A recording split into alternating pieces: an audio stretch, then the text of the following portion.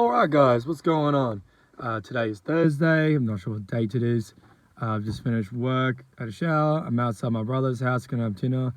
No, I don't have a lot of time to make these videos, but I just do them in the car because I work full time and then I go spend time at the gym and missus and family. So I really get 5-10 minutes in the car, make a video. I was kind of trying to save this topic until I had a better setup and I could make actual cool editing and stuff, but at this point I was like, look, I don't know when that's going to be. I want to make this video because it's something that I really do love, and I do love boxing, and I understand sometimes people don't like it, but they always ask me why do I like it. So I thought, screw it, I'll make a video why I love boxing. And to start us off, we'll do the definition. The sport or practice of fighting with the fists.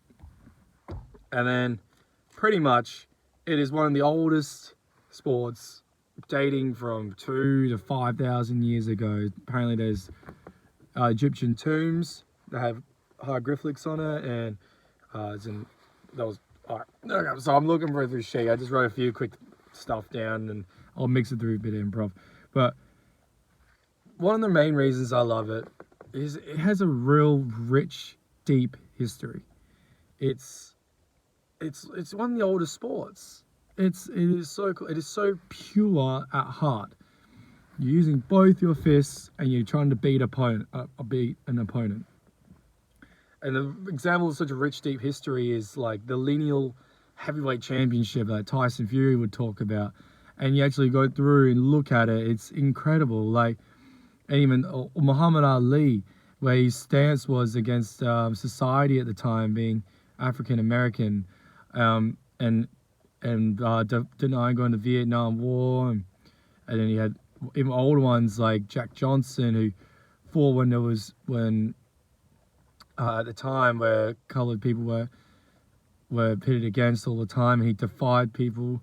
And then you got a bit later on where it was like some of my favorite fighters are Roberto Duran, sorry. He was like people with immigrant stories that come through, or people with privilege come up through, or legacy, like maybe so for example, I keep using Muhammad Ali, but Muhammad's grandson is now fighting and he's doing well, or even a more of Australian one. You had Katsusu, and both his sons are now professional boxers. One's going for the junior welterweight championship next year, Tim Tszyu. But I think it's one of the things I love about sport, and especially with boxing and combat sports, and boxing is one of the huge ones, is the stories behind the fighters. It always grips me. Sometimes it's bigger than the sport, like what the Muhammad Ali's part, or Mike Tyson, or Evander Holyfield, or even Sugar Ray Leonard. Like people, and other ones like they come back from dark pasts, or even recent ones like Gervonta Davis, for example. Growing up in Baltimore, how gritty of an area it is, how bad, like how low economy and how bad it can be around there. So it's like people they crawl their way out of there through fighting, literally fighting other people, fight their way out of poverty to make legacy, make big money for their generational wealth. I love the story behind it. And then you see when they finally work from the dead bottom all the way to the championship fights, where they finally beat this big idol and underdog fights, dominant championships. It is a special sport. And I do find some people will say, oh, it's boring, like it's they just do nothing for all the time. It's like, but when you break it down, getting hit like that, I know it's padding there, but you're still getting hit with that force constantly to the face, to the body. And keep in mind, most fights, most rounds are 3 minutes long. And if you're doing a championship fight, that's 12 rounds. Back in the day, it was 15 rounds. You times that by 3, 12 rounds, that's 36 minutes in the ring. 36 minutes of someone punching you in the face and to the body. Like, the endurance these guys have to, the fitness alone is incredible. I love watching it. Like, you watch the old fights in the 80s, like Sugar Ray Leonard versus Tommy Hearns. I've watched that on YouTube a couple of times, and you see it goes around 15, and Sugar Ray Leonard's still throwing like 100 punches. It's insane, the speed and the power sometimes. Marvin Hagler with power, and I can't get enough of it. Like, and the intelligence of the fight, the IQ you have to have. People are like, they just punch each other. Like, no. You look at someone taller for you, example, and you're the smaller guy. You're thinking, if I get in this range, he's gonna punch me in the face. Okay, how do I get past that to punch him in the face? I could run at him, but he's gonna counter me. Or I could try to fake him and make him react. Or there's so many different ways to slip. There's dodging, there's bull rushing, there's taking it slow, there's picking your shots. But at an elite level, they're both opponents are looking at each other thinking, how, like, the same thing. I could be smaller, I'd be taller, but he's faster, he's bigger, he's stronger. I know the same weight class, but they cut weight. Usually if they're bigger, they still cut weight to the same. So they have weight classes, but nonetheless on the fight night, they rehydrate. So they'll be at their natural weight, but it's close enough. It's funny to explain, but it is so incredible. Like, you see how sometimes, especially when they defeat them dominantly as well. The other guys tried everything they can, but the other guys are like, look, no, everything you try, I know it's coming, and I know how to beat you. It's so fascinating to watch, and it's one of the things I like training. Like, I love training boxing. I go training with my mate Millsy all the time. He's an incredible athlete, and I mean, I'm not great. I just like doing it. I just like doing it for the fitness. I like feeling like I know how to defend myself. It's so awesome. What else have I got here? Like the Olympics as well. Like, the Olympics alone, like, you get so many people coming through representing the country. Like, it comes with a national pride when someone from your country makes it to the world stage in any sport. And like boxing, especially as well for me, it's like, wow, there's Aussie guys going for the big either gold medal or the world championship or that weight class, and I'm just like, wow, like it makes you feel proud to be from your country. What else is there? I better go to the downsides. Okay, fair enough. Boxing's an old sport. It is a very old sport, so it had a lot of deep ties to the mafia, with and there's a lot of sanctioning bodies. So fair enough at times. I mean, not fair enough, but back in the day, there was a lot of money to the judges, money to the refs, favoring one guy that had bigger pocket than the other guy, and corruption was a lot worse back in the day. Back in the day, it was blatantly simple. You can look up examples like Lennox Lewis against Evander Holyfield 1. Blatantly, something was going wrong there because everyone knew Lennox Lewis should have won. Like, you might not even watch boxing. You watch that fight, and you know Lennox Lewis would have won that. But you would think someone had money around the corner. Not saying Van Holyfield was at fault, but maybe someone behind the scenes. But anyways, corruption is probably still there nowadays, but it's nowhere near as bad as it used to be. Like, mafias were in huge control. Like, I think Sonny Liston was not a representative, but like he was a lot of ties to the mafia. So you know what I mean. Too many belts is another thing people say. Like, they compare it to like the UFC, MMA and UFC and that, which I love UFC, but boxing. Too many belts. I can agree with this. There's a reason why, because every country, it's old. There's a lot of sanctioning bodies. I think there's 4 main ones. So you got, off the top of my head, you got the WBA, IBF, WBO, and another one. But then you got like the national ones, and you got European ones. And there's a lot of belts, and even in the weight classes, there's like junior, the main ones, super. But that's like, that could be junior welterweight, that could be welterweight, super welterweight, and that's like 3. And sorry, my hands are very dirty. I couldn't get this. I was working today. I couldn't get the silicone off. But yeah, those 3 could be in that like 5 pounds difference, but in like kilos, it's like a couple kilos difference. But nevertheless, For the fighters, I guess it's better because they can like easily keep going up weight classes. But to a casual viewer, they're like, "Fuck, what weight class are they in?" Like, I don't even know. You had to be very pay attention, which I can understand the weight difference ones, but then you also got like the main championship. Then you'll have like interim, super champion. Like it's they gotta somehow trim those belts down. I completely agree with that. Too much politics, yes. Too much politics, yeah. Because when you're at the top level of boxing, with all different promotions, there's so much money. There's millions of dollars involved. And for a fan, either casual or hardcore, it's hard because you're like, if hardcore, you can't understand it, but it sucks because you want them to get these big fights. Like, for a big example right now, Anthony Joshua versus Tyson Fury, that was trying to be made for the last few years. And it couldn't be made because of contracts, money disputes, different promotions had different ideas, what they weren't happy. And then it still hasn't happened to this day. And it sucks because, like, you as a fan, you just like, look, just give us the fight. Just give us the fight. Like, but it doesn't work like that. And then compare it to the UFC again. UFC one promotion. It is the biggest MMA promotion in the world. So all the best fighters go to the UFC. So the UFC can make these big fights because all the fighters are already in the UFC under contracts. It's different in boxing because there's all the different sanctioning bodies I've already mentioned, but you got the different promotions like Matchway, the Showtime, DAZN's a broadcasting channel and Showtime's broadcasting channel.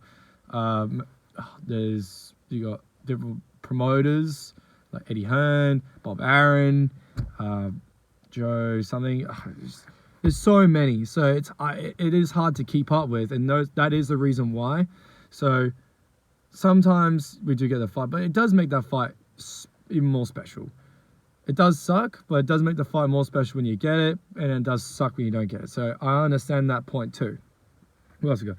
Not as exciting to the casuals. I've already explained that. Like, it's more if you want to experience getting punched and you know how hard it is to defeat someone at an elite level, even just in general, an amateur level.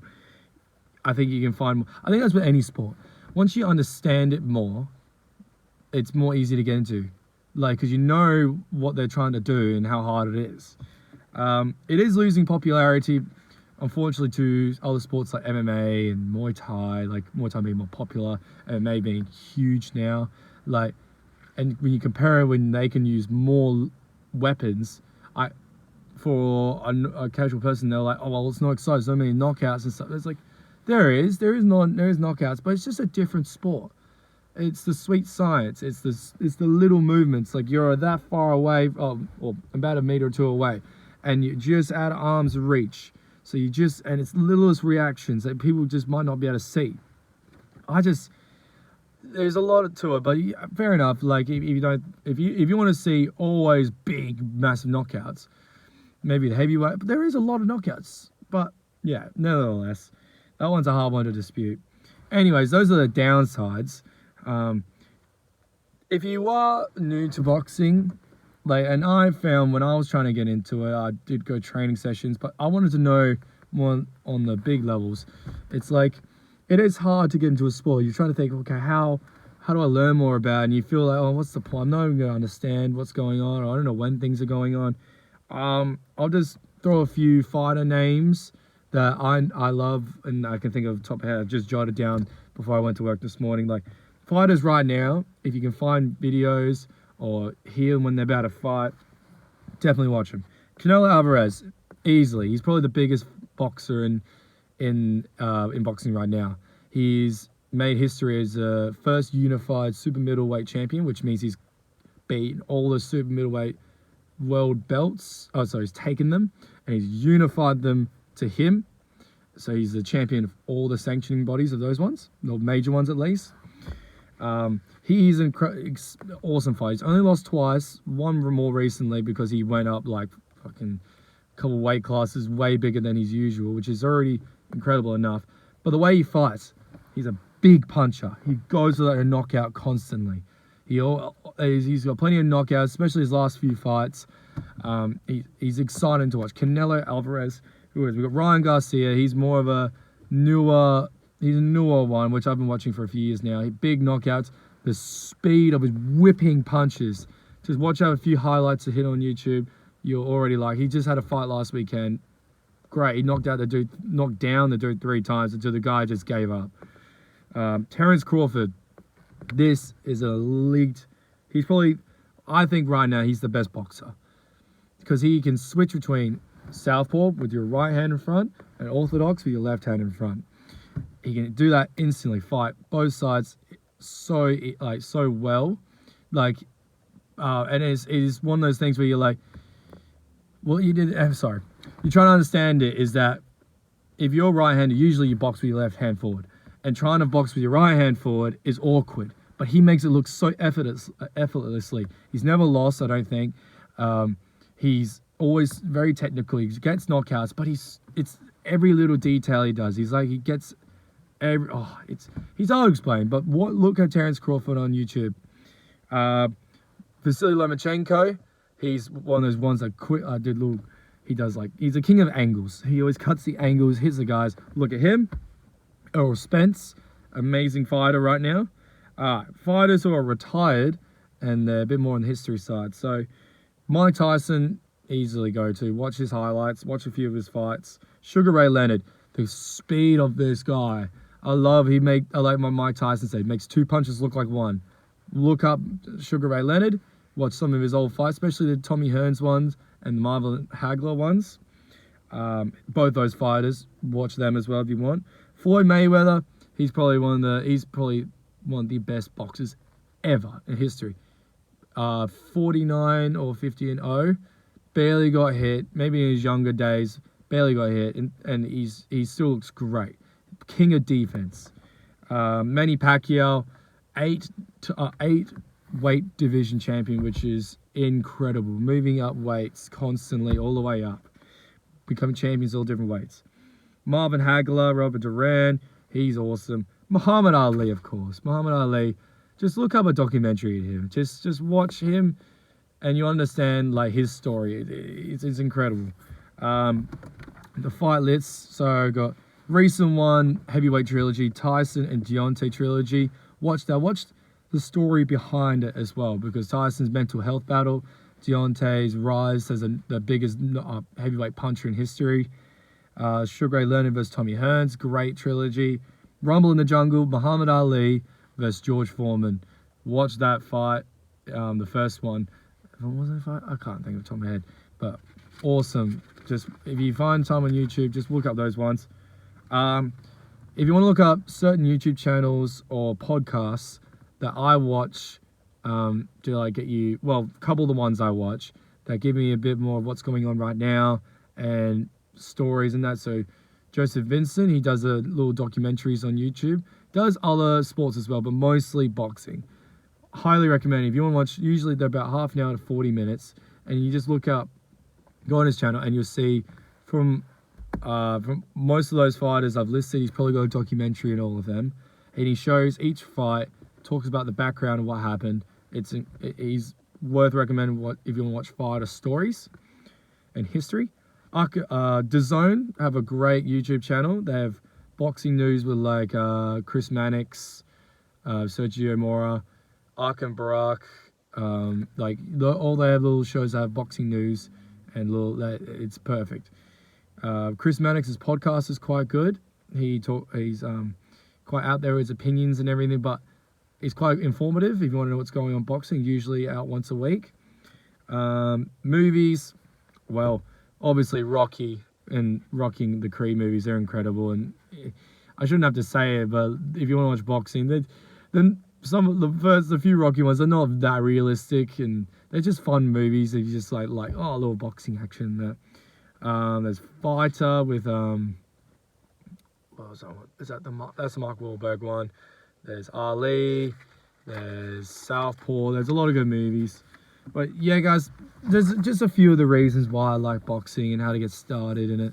Just if you want to become a fan, and then obviously you could train in it yourself at a local gym. I can't speak those are just a few reasons why I like it.